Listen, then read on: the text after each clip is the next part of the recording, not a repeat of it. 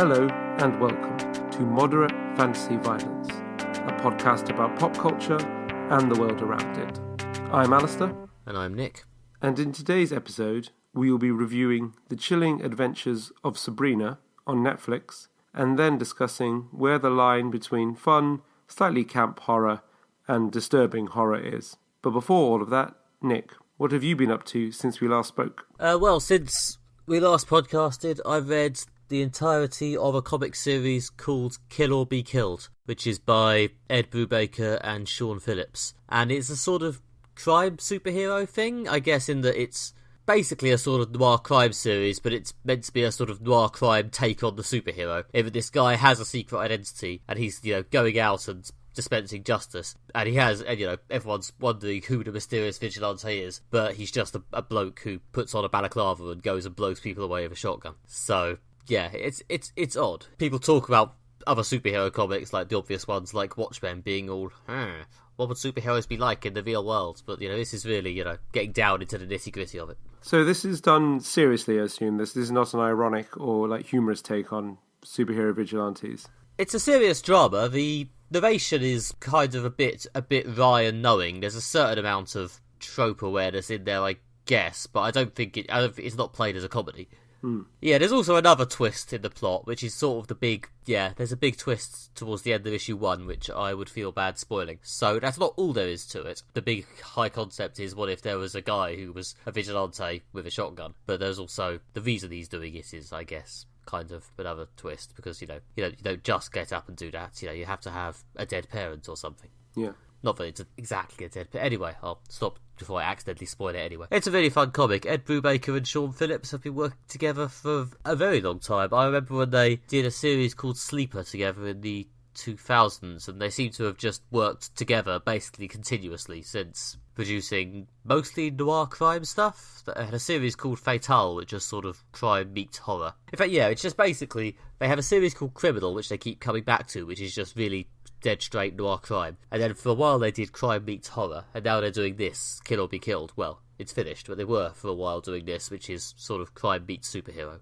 I guess. So yeah, there's always some crime there. It sounds a lot like some of the, revenge dramas or crime dramas that we covered when we were doing the recommendation section of the podcast. I remember after we watched things like Taxi Driver and Dead Man's Shoes, a lot of the time you said this is kind of reminds you of The Punisher on a slightly sort of, maybe trying to be more realistic take on what would happen if, a man with a gun just went out and decided to dispense justice, a la Batman, just without all the masks and sort of theatrics. It's a bit like that, yeah, I guess. Yeah, if you wanted to really frame it in additional stuff, although a lot of the storytelling is a bit noir crime, it's a bit what if the Punisher was also Spider-Man, I guess, in that he is basically, a bloke going around blowing people away with a gun, and everyone's scared of him. But rather than him being this, lone military badass who basically just lives in a bunker and does nothing except sit and feel sad all day, he's got this sort of Spider-Man-esque dual identity going on, where he's constantly having to hide his blood-stained clothing or his shotgun cartridges from his girlfriend, and he's constantly running late for things and stuff. It's weird, but it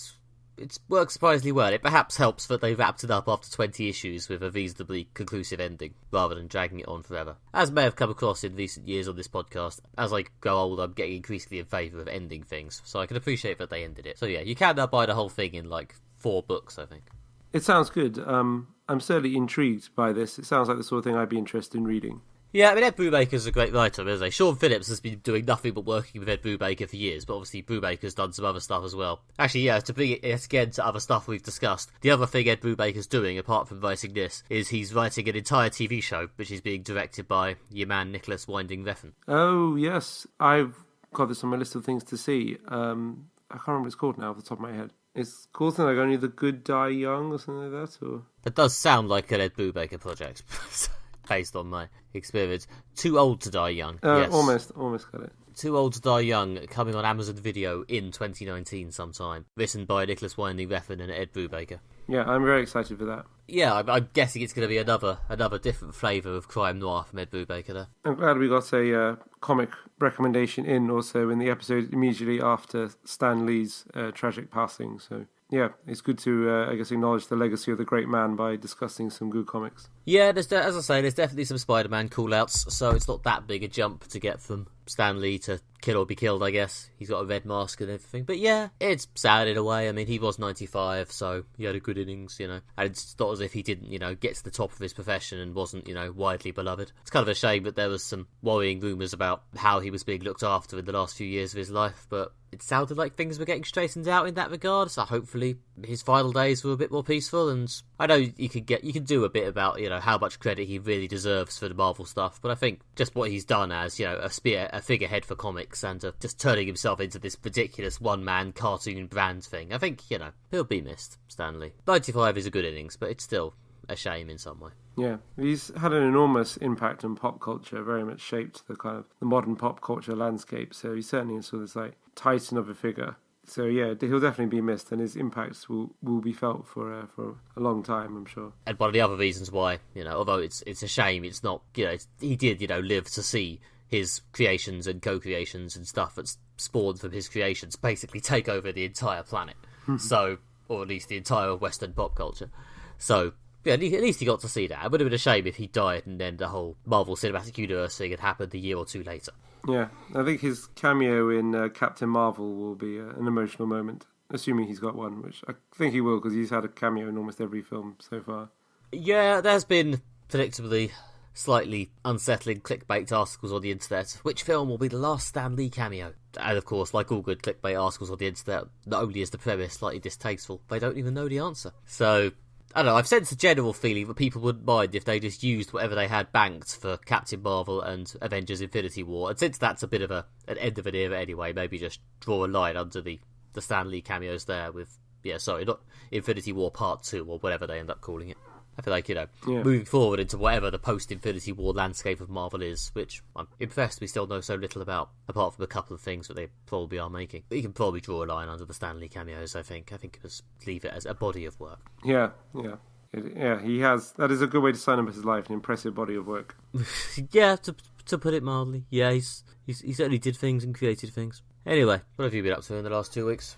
Well, I've been reading an incredibly depressing novel, so I want to share it with everyone so you can partake in my misery. It is also a very good book, which is why I want to recommend it. I'm about 2/3 of the way through, so it's very good so far, and hopefully it maintains its quality to the end. I'm reading a novel called 84K by Catherine Webb. Yeah, so it's kind of somewhere in the boundary between sort of literary writing and science fiction. It's set in a near-future dystopia, so certainly falls into the category of science fiction. We're reading this for a science fiction and fantasy book club that I'm in. Yeah, but it's this novel set in a sort of near-future dystopia Britain when a sort of giant company called The Company has kind of taken over everything, the government, all towns, police force, taxation, security, basically, absolutely everything, and now kind of squeezes every sort of the life out of the country in a search of ever-increasing efficiency in its processes. And it's quite depressing novel about this sort of main character called Theo Miller, who's a bit of a sort of Winston Smith figure in that he's sort of ground down by society and then tries to find some way to fight back against this sort of, very oppressive sort of corporate dystopia. Yeah, what makes it so good is Claire North's brilliant prose writing, the way that she's able to kind of just really get across this kind of feeling of kind of downtrodden misery throughout the whole book, which is impressive to sustain it for so long. Yeah, you mentioned Winston Smith. I'm assuming the number in the title is meant to be a shout to the other big 84 in dystopian fiction? Yeah, so far it's not been made apparent. I assume that's what it means, although it might become relevant to the plot at some point. I think one of the things is, in this future, because the company controls everything, including the police service, everyone gets fines for whatever they do. So there's even a fine for like murder and for like sort of the worst possible things. And the main character works in an office kind of working out what people should be fined for the crimes they committed. So I assume the 84K is a reference to 1984, but also to the £84,000 is the sort of sum you might get fined for murdering someone who was considered not that important. Okay. Yeah, that sounds pretty grim. So it's fulfilling the main criteria for a dystopian novel of being depressing, then. It's sad. Yeah, it's pretty sad, yeah. And especially as it's not even as sort of, the characters aren't as proactive as, say, the characters in novels like 1984 or Brave New World, even though Theo Miller is sort of trying to fight back against the system. There is an element in which a lot of the book is him just taking sort of punishment after punishment that's sort of meted out at him and sort of been slowly broken down as a human being by this fairly unfeeling world. Which I think, again, makes it quite a depressing but very, very emotional read if the emotion you're after is feeling depressed about the future. I don't need books to help me do that at the moment. No, that is a valid point. Yeah, I think what's great about this is the way that she's described a totalitarian dystopian future that isn't particularly violent or brutal, certainly compared to, say, 1984, but a future that is just so filled with complete indifference to humanity and life or anything that's beautiful or pleasant that doesn't produce money for someone somewhere. The complete sapping of joy for indifference and a grind towards like perfect corporate efficiency. That's kind of where the power of the novel comes from.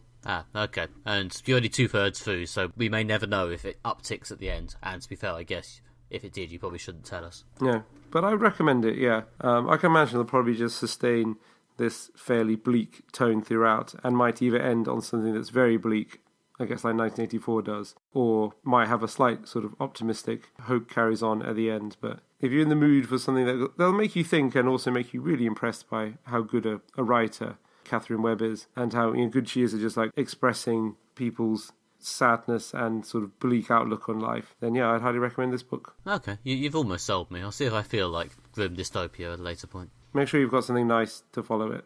I think I'm going to read The Hogfather next, because it's getting close to Christmas. That'll be a change of pace. Nice. There's a new Ben Ivanovic, isn't there? But I haven't read that either. Yeah, I've got that, so I'll be reading that soon as well. Some things that are a bit more witty and funnier. Okay, and now, our review of the week, which definitely isn't something we should probably have done around Halloween. It's The Chilling Adventures of Sabrina, the new show on Netflix, adapting the Archie comic Sabrina the Teenage Witch for a new generation. And of course, famously adapted before in more of a fun teen sitcom format in the 90s. This is more of a sort of YA horror type thing going on. In fact, yes, they're definitely leaning hard on the horror. This stars Karen Shipka as Sabrina and a galaxy of stars, including Lucy Davis and Miranda Otto as her aunts, and Michelle Gomez as the villainous Miss Wardwell, and Richard Coyle, better known to surely most British people of my generation as Jeff from Coupling, as a satanic priest. So yeah, this is a new Netflix show. It's from the producers of Riverdale, the other big Archie adaptation of our time. So yeah, I don't quite know how we ended up with a flourishing cottage industry in adult adaptations of Archie comics, but apparently that's what we've got. Alistair, how is it? Good. Yeah, I'd recommend it. I think in the previous episode, when we did a sort of short review after you'd seen the first few episodes, that kind of hit the dual nature of this show really well, which is that it is quite creepy and quite horror-y, but also it's got this kind of silly like undertone to it, or some bits are quite over the top, or sometimes like so grotesque that you have to sort of laugh as well as squirm. I did really enjoy how kind of creepy it was, and some bits that were generally unsettling. Such as there's an episode involving nightmares that has some quite visceral moments, and there's an episode when they have an event called the Feast of Feasts, which we might get into the details of, I'm sure. But I was impressed they went there. But yeah. Anyway, I'll save that for later in this description. But there was several really quite sort of disturbing moments in that, and some few generally quite surprising ones as well. So I did really enjoy the creepiness of it. What I liked kind of most about this show is that it has a really nice sort of gothy, horror, creepy aesthetic to it. Like everything from like the set designs, costumes, props, dialogue, even the lighting, special effects. The whole look of it is just really, really nice, and in a kind of, everything's kind of dark and sort of slightly offset and creepy way. So I just really like the kind of the aesthetic and the feel of the whole thing. It was great to look at. But it was also, had good plots, was well acted, had some interesting characters. So yeah, I guess overall this was certainly a good show. What did you think of it? Yeah, I mean, as someone who came into sort of serialised genre fiction through a combination of Spider-Man and Buffy the Vampire Slayer, I have a certain amount of residual love for this kind of goth fantasy YA stuff when done well. Unfortunately, there's quite a lot of it that comes in a sort of lifeless, slightly lore-heavy urban fantasy form, which I find quite hard to get really invested in. Like that Constantine series I watched a few years back. But especially because a lot of that material is also not dissimilar to superhero shows I watch. But here they're actually going quite into the teen supernatural crossover, which seems to work quite well. It's, I'm assuming, not a coincidence that quite a lot of the successful horror things, certainly this sort of gothy stuff, tends to be quite teen orientated. And it's got decent production values, it's got ridiculously good actors. I mean, to be honest, my hot take on Sabrina is that I massively enjoyed the aesthetic, as you say, and the excuse to put all these good actors against this sort of mega goth background and let them go nuts. I was not always that invested in the plot. Some of the individual episodes were quite fun, but the general, as you say, the general experience of it was pretty great. And the general trap between two worlds thing does sort of work, perhaps slightly hobbled by the fact that the supernatural world is many times more interesting than the mortal one.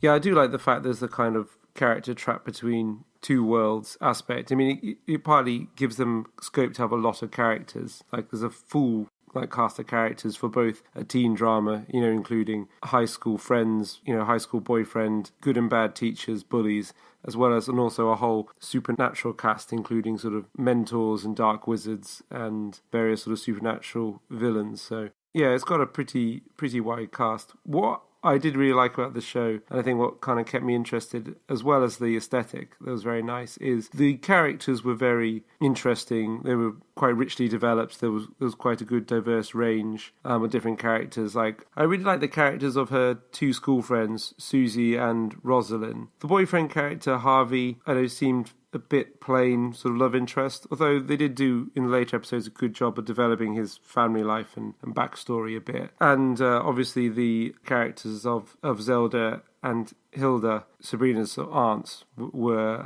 really good. So there is a really rich tapestry of characters here, and everyone's well acted and everyone's gets plenty of screen time. I don't feel any character was underdeveloped or left out of key plot moments. So it was quite a nice cast of characters I enjoyed interacting. I agree with what you say that some of the plots were maybe fairly predictable, or I don't know, they didn't shine me as kind of really well-developed plots, but the characters were very good, which I guess is what you want from your serial drama. Characters you're interested in seeing over and over again. Yeah, I was going to kind of put the boot in a bit on the mortal friend characters, old Roz and Susie. I felt like whenever they were on, there was a part of me that was a bit sort of, yes, all right, fine, you're still, whatever, bring back the adults doing panto. That was far more entertaining. I mean, to be fair, not just the adults, that's being slightly cruel to some of the younger characters on the magic side. I thought her cousin Ambrose was quite a lot of fun. He had a sort of enjoyable sort of otherworldliness to his performance, which I thought was pretty fun.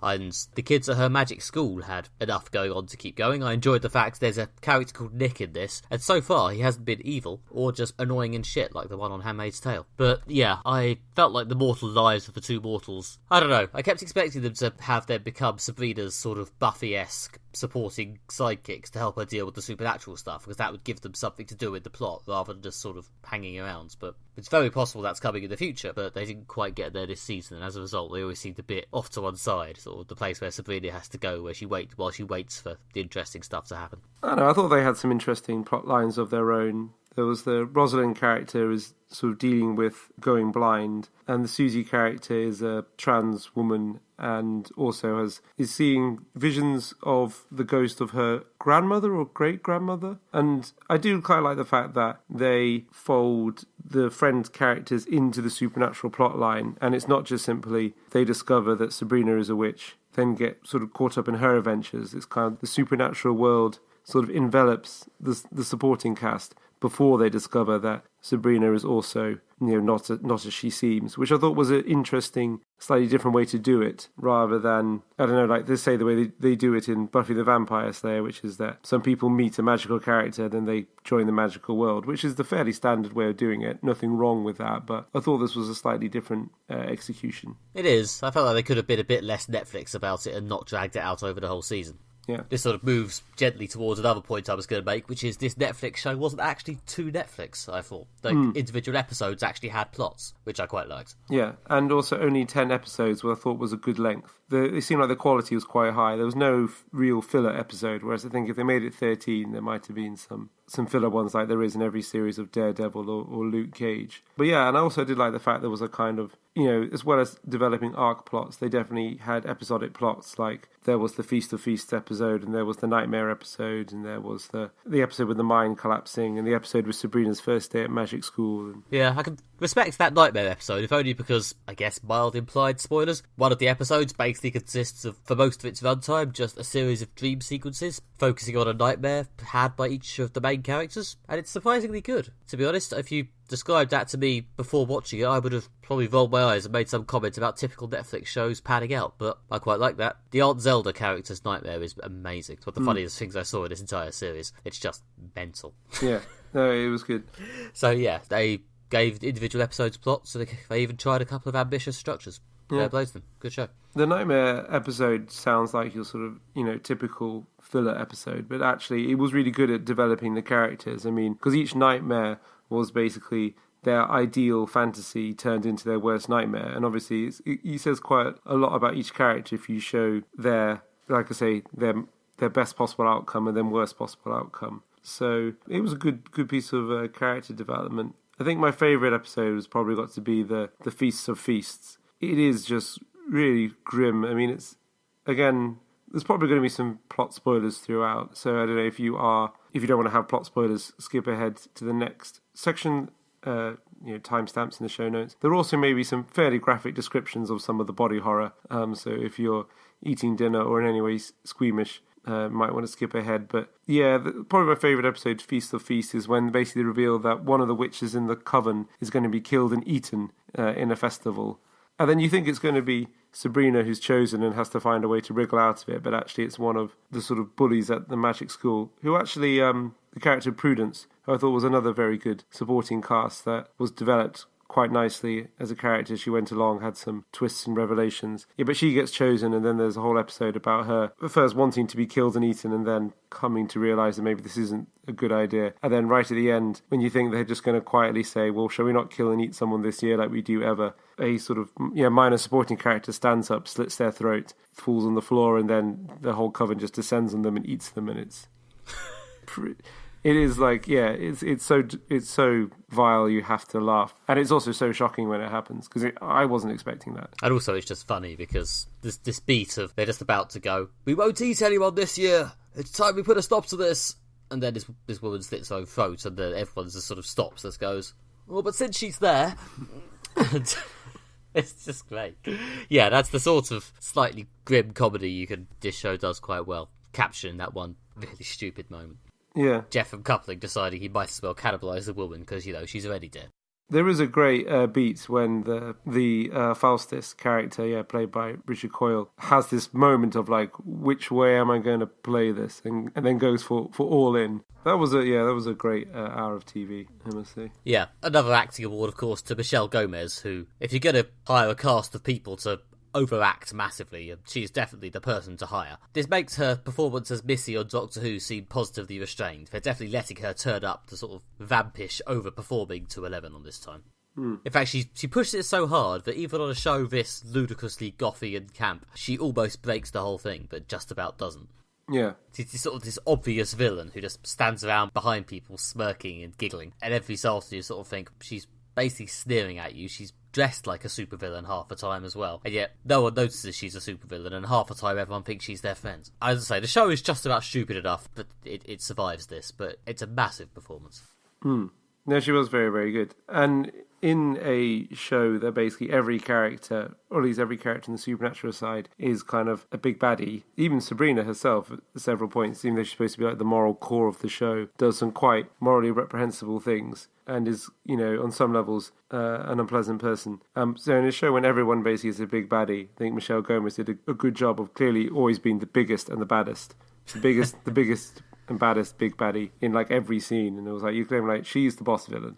That is clear. And it's an epic performance that she managed to convey this in like every single scene. Yeah, must admit, the one thing I still don't know is whether this show loves Satan or not. Like, every character goes on about him, but Sabrina does occasionally say that she's trying to somehow defeat or thwart the Dark Lord. I mean, it's one of these things which I guess we'll never fully know until the actual final episode, but yeah, it's a bit weird. Yeah, I mean, again, I think we said this last week, which is that this one does sort of lean into the Satanism much more than some urban fantasy things that have witches and demons and sort of magic in them. They kind of stray away from, this is the sort of a Christian world in which there's a god, sort of Jehovah, who they refer to as like the false god, and there's a Satan or Lucifer who dwells below us with fire and brimstone, and there's black magic and soul selling, and it's very much kind of, no, we're not going to kind of skirt around the kind of the Christian mythos. We're not going to try and make it seem like, I'm not sure what I'm getting at here, but there's a sense of, we're very much playing that this is, bringing in Salem witch trials and, I don't know, again, like overt Christian mythology is like, this is very much, a world of Christian morality, but they're on the kind of the evil side of it. Most shows don't seem to quite go there. Most shows, well, certainly, obviously, I'm thinking of the ones I've seen in this vague subgenre, like Buffy or Charmed or something, tends to make up fictional demons which just happen to use iconography or rituals that somewhat resemble satanic ones. But yeah, I guess because they don't want to be picketed by 1 million moms or whatever the moralising organisation of the time is. But fair play to Chilling Adventures of Sabrina, who has just said, fuck it, we're making the horror witch show. Even if it is sort of YA, we're going to go ahead and mention Satan. As far as I know, they haven't yet been shut down by the Fun Police, although I believe the Church of Satan or some division of it might have sued them for using a statue they didn't have the rights to use. I'm not sure. Right. The big one in the middle of the School of Witchcraft, the one that, to be fair, is quite conspicuous and in the middle of quite a lot of big scenes. Apparently they may or may not have had the rights to actually put that there. We'll see. Right. But yeah, so far there hasn't seemed to be like a moral outrage against this show. I think that might have more to do with the fact that culture is so siloed now that, and everyone just sort of sits in their own little silo and enjoys things that, kind of relate to them, that most people can happily ignore something they don't particularly like, even if they don't like it for either quality reasons or moral or ethical reasons. In the fact that if there was only 5 channels and this was on like every Tuesday night at 9 o'clock, and people will probably be a bit more worried about it. The sort of people who worry about these kind of shows. I don't really see. I mean, it's all quite silly and quite not to be taken that seriously. So I don't know why anyone would particularly have a moral panic over it. But I think the fact that there isn't any moral panic over it is that it's much easier to ignore things you don't like now. I mean, I've become remarkably less annoyed over time by the existence of reality TV as it's become easier to ignore. Yeah, I mean, you'd think the fact that this is a satanic reboot of a show that used to be, even though it was about a witch, relatively wholesome fun, would somehow stir something in them, but maybe it really just hasn't made as much of a cultural splash. I'm not sure. A lot of my timeline seem to watch it, but my timeline are very much the sort of people who would be down for a goth Sabrina reboot released around Halloween.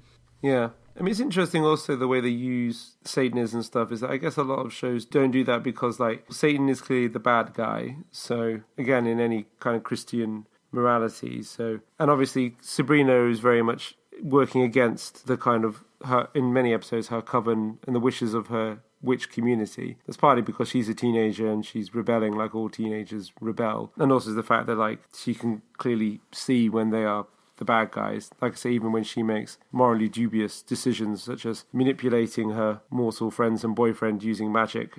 So even though we're maybe in their best interest, it's not necessarily, you don't have the right to play with people like that. But Sabrina, I guess, clearly is the moral core of the show, and she does sometimes point out that, like, what they're doing is wrong, or that, like, they kind of are the bad guys. But at the same time, there are no good guys, because even the witch hunters or the normal people are also quite bad. And maybe they're trying to make some meta point, which might be the sort of point that Satanists would want to make, that there is no good and evil, there's only different points of view, and what you do with your free will. Yeah, I mean, in terms of this show and morality, one point I have seen made about it is there's a bit towards the beginning, episode 2, I think, where Sabrina takes witchy revenge on a bunch of homophobic teenage boys who've been tormenting her friend Susie by basically tricking them into kissing each other and then threatening to show people pictures. A bit of the old gay shaming, which is one of these things which I guess might seem quite cathartic on some level, but is arguably kind of ceding the point that being gay is shameful. So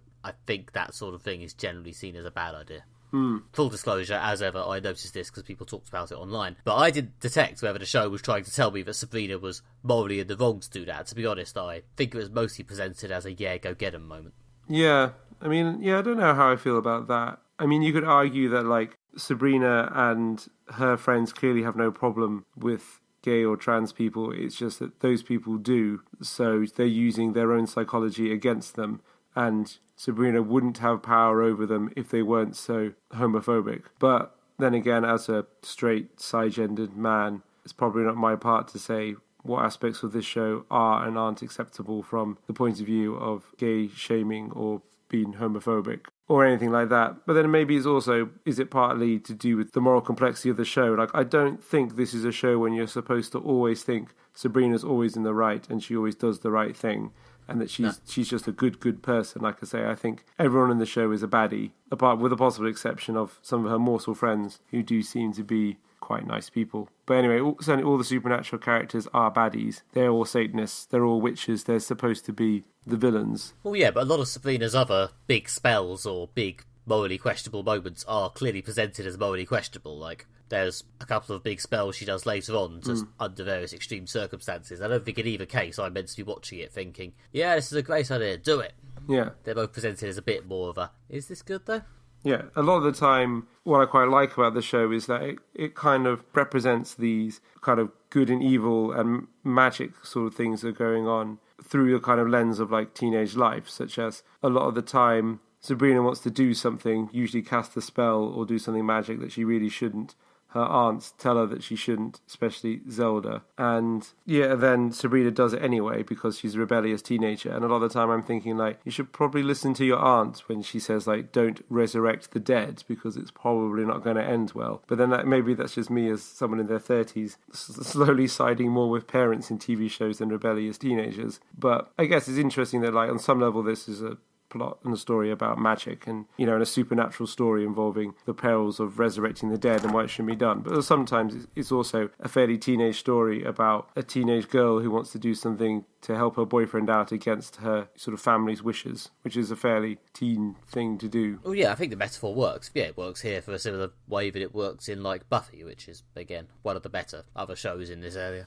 I mean, it's clearly a show that wants to make some effort to be across social issues and at least infer a bit that it's trying to give some feminist overtones to Sabrina's whole witch coven thing. And as you say, there's a transgender character in the cast. There's effort being made in this area, so I don't think they're just completely tone deaf on it. Yeah, there's a broad range of non-white characters as well, both in the magical world and in the mundane world. And also there's various bits, like, there's a plot which sort of disappears actually, and I quite liked early on, of Sabrina and her school friends in the mundane world organising a kind of student feminist social justice sort of group to fight back against the aggressive toxic masculinity of the football team and their principal. And I quite like that plot line. You know, it kind of seemed to mirror a lot of, like, things going on now about student activism and, you know, things like that, and the political agitation of students against their teachers. So, but they managed to get it all in a way that didn't feel like they were bashing people over their head with it, or saying, like, see, this is the bit where we make ourselves look contemporary and, like, up to date on the news. It all worked. I watched it with former podcast guest Julianne Benford, and she was a bit unimpressed by Kiernan Shipka's acting in the main part. She didn't feel she did a good job portraying, like, strong emotions. She did a good sort of slightly brittly holding it together. I don't know, I mostly didn't mind her, but I have seen other people say they weren't a big fan.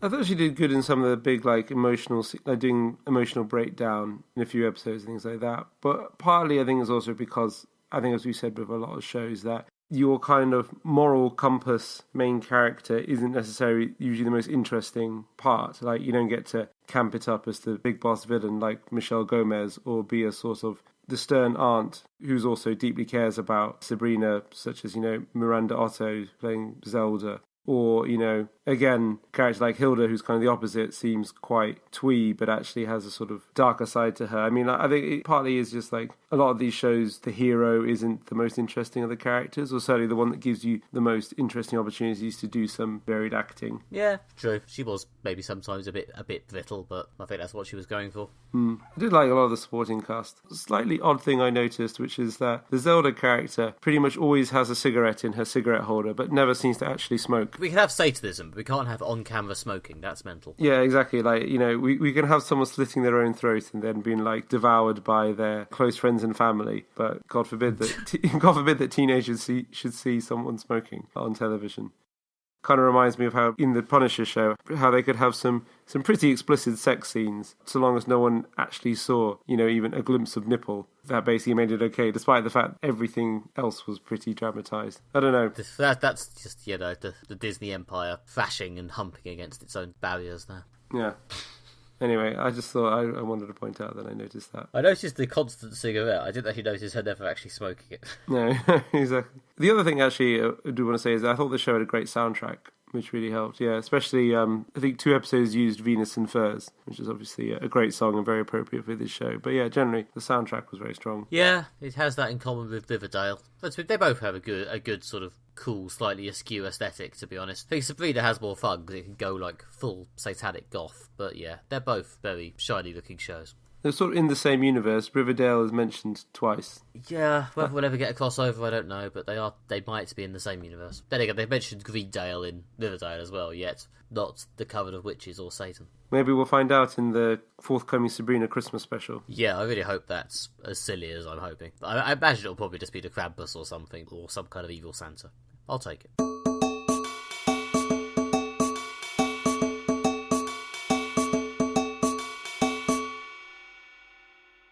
Okay, follow-up question time now. As previously discussed, Sabrina does flirt on the line between sort of fun, campy, gothy horror and the occasional spurt of genuinely disturbing shit. But where is the exact line between those two things? And I think more relevantly, is it cannibalism?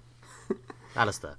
Yeah, well, thinking about this, I mean, I think that the nature of the question comes down to either are there some things that we shouldn't make fun of, or are there some things that don't lend themselves to comedy? I mean, some things, they don't lend themselves to comedy because they're too grotesque or extreme. I mean, watching paint dry doesn't lend itself to comedy, but that's because it's boring. So, yeah, some of the things that really sort of pushed the line in Sabrina were like resurrecting the dead, pretty grim affair. Not many laughs to be had there, must be said. I don't know, I mean, the general sort of idea of, zombies forcing their way up from the grave. You could basically get that on a birthday card for your 5-year-old now, can't you? Yeah, I guess so. But I don't know, the practicalities of bringing someone back for the dead. I know, suicide, which was a theme that was embraced in some episodes, is possibly something that's on the horror side. Although, I don't know, I'm sure there is a well-executed suicide joke out there. Well, I mean, the bit we discussed in the Feast episode is basically got a woman killing herself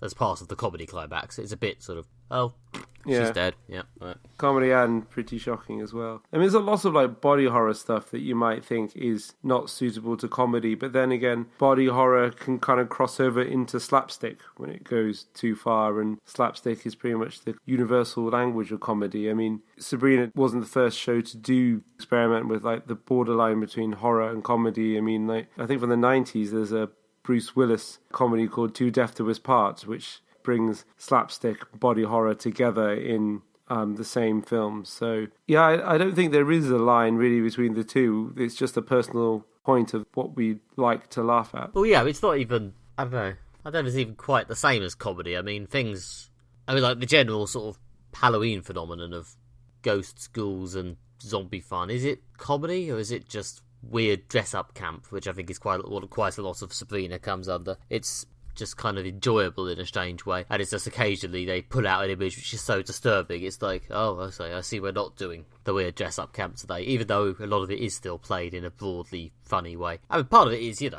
I guess most mainstream drama now exists somewhere on the comedy drama precipice. I'm not sure how much that's changed compared to the good old days, but it does seem more and more that a sense of humour of some kind is basically a precedence for having any kind of successful thing. Yeah, maybe we're just too ironic to take anything seriously anymore.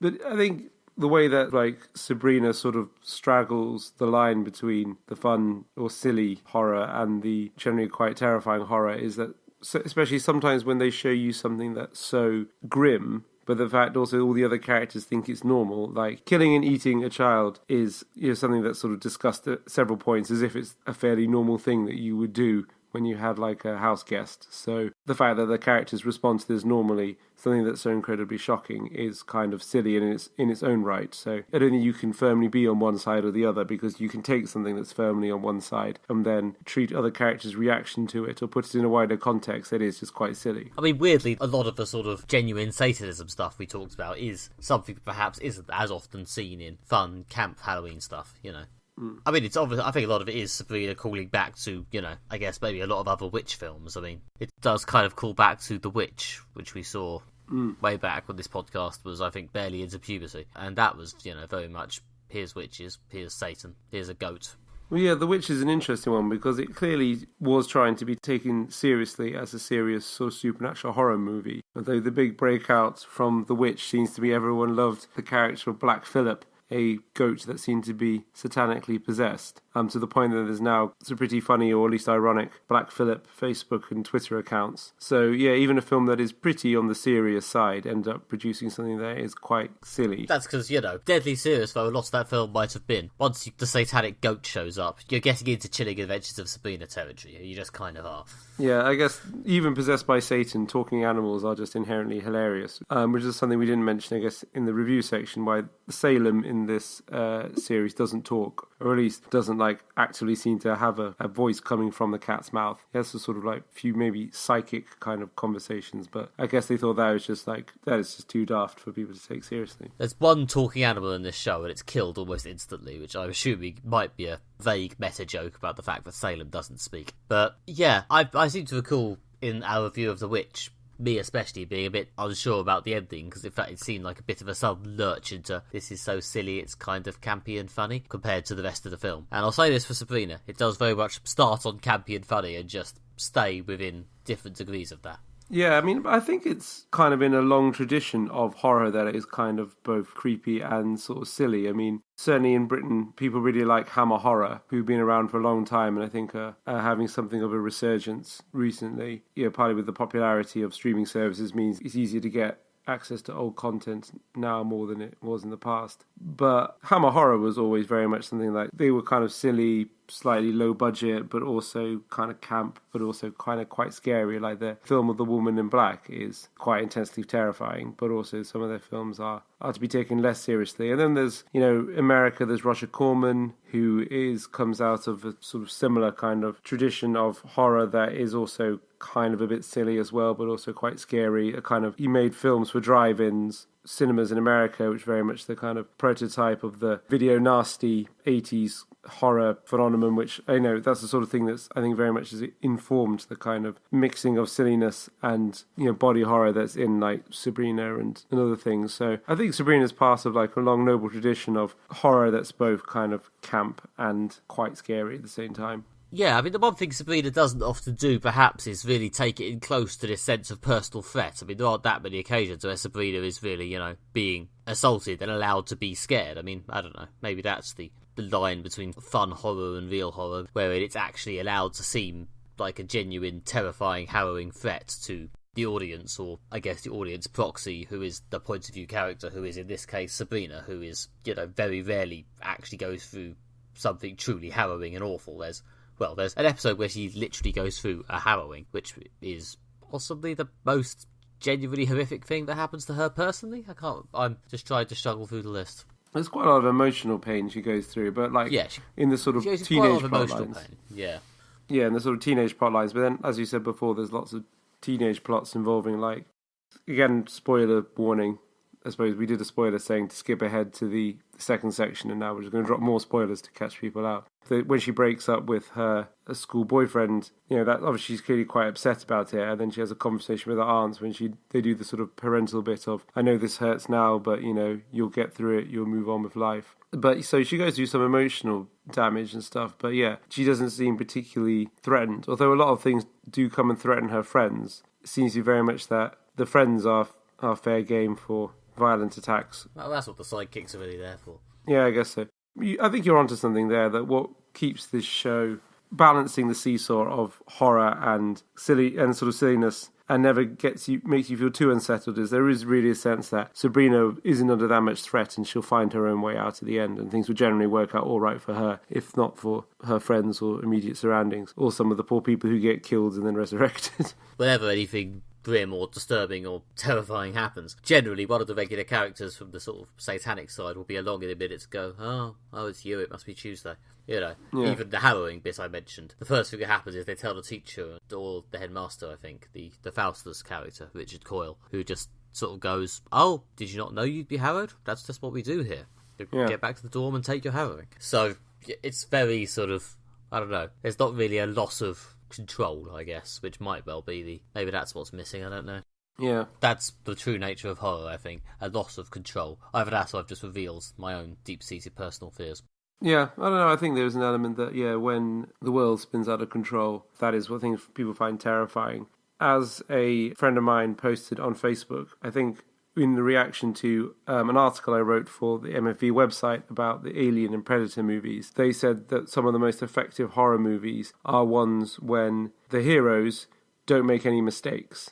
Like, people get annoyed at the horror movies when someone's like, oh, I'm just going to go out with my girlfriend and we're going to go down, like, to Murderer's Valley to make out and, you know, hopefully nothing bad will happen. And you're like, you're just idiots, you deserve to die. But, like, people, when people go, I'll just be right back. But yeah, but really scary films have things like the main characters always make the right decisions and are competent, but still lots of them get killed because the horror character is more capable than they are. So see, for example, Alien, Predator, perfect examples of this. And again, maybe one of the things about the Sabrina is that there isn't much that seems to be more competent or powerful than Sabrina. I know she's not the mother of demons. Character is more powerful than her, but there's always a sense of like I could say, Sabrina can do something smart and clever and get herself out of this. It's not like in the Alien movies when you just think like there's nothing a human could do to outclass an alien. It's just not possible. I don't know, maybe that's what Julianne was talking about in Sabrina lacking vulnerability or something, I don't know. Maybe she was just too in control. I mean, you have to sort of assume with the YA leanings of some of the storytelling that this is a programme broadly aimed at the teens, which I guess is why, although there is a lot of grim shit implied, it's usually just about kept off screen. Even like the cannibalism bit, you just see them holding up a couple of handfuls of mush, you don't actually see them rip a person to shreds. Just about stay on the right side of a 15 rating, I guess. Yeah. Probably not managed at 12A, but they probably get a 15. Maybe this is nominally aimed at 15-year-olds. I mean, there isn't a lot of sex in it, for example. No, there's basically no on-camera sex of any kind. It's obviously implied in a sort of post-coital way in a couple of places, but there's no on-camera sex, there's no on-camera swearing, I don't think, really. So yeah, it's just the Satanism. Yeah. I guess some bloody violence, so even that is kept, the actual impact of it at least is kept off the screen. Yeah. So yeah, I think despite the horror of it, I think there's definitely, a vague sense of nice controlled horror for the fun teen audience. I mean, say what you will about Buffy, she always felt like she was more likely to get beaten up than Sabrina often is. But of course, Buffy was very much a show about fights, whereas Sabrina is not really a fights show. No, it's more of a show about the magic side. It's like if the Buffy show was about Willow. I mean, one thing about the line between horror and camp, or the sort of silliness, is that I think they both kind of play off the same emotion, which is like, again, so many times in Sabrina, you weren't sure if you were going to laugh or scream when you saw something. It's a bit kind of like that ghost train feeling, when you go to like a fun ride, and all this when you were kids and you would go through the haunted house and something would jump out at you and then you'd shout and then sort of laugh because you'd been scared by something really silly. There was that film that came out recently called Ghost Stories with Martin Freeman and others in it.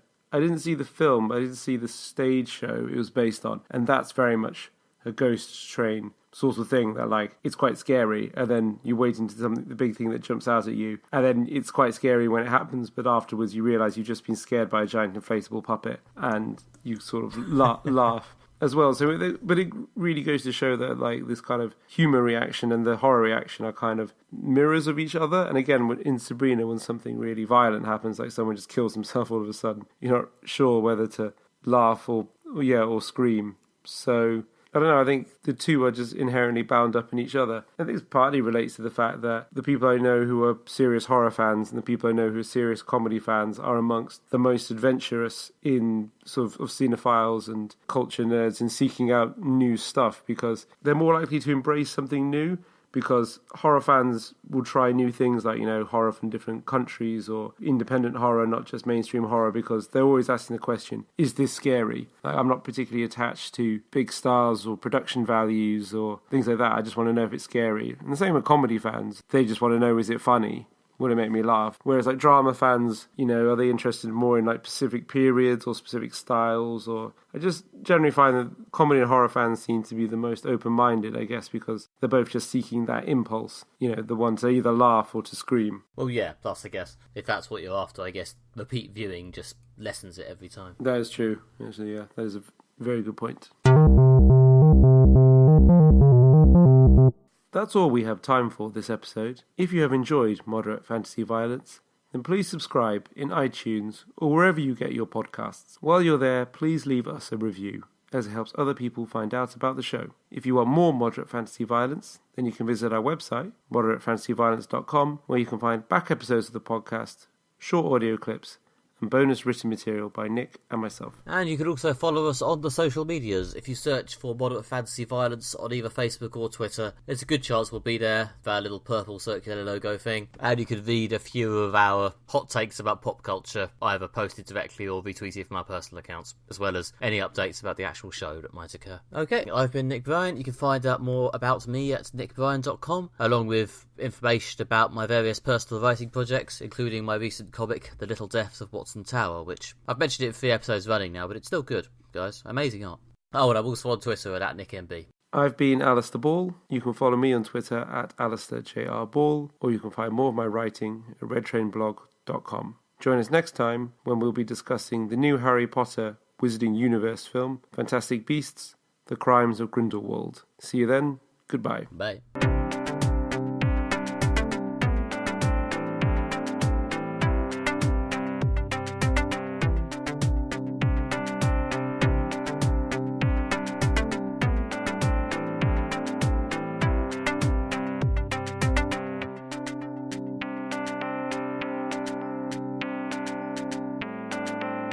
I mean, it's obvious. I think a lot of it is really calling back to, I guess maybe a lot of other witch films. I mean, it doesn't entirely not remind you, he said, in some sort of epic quadruple negative.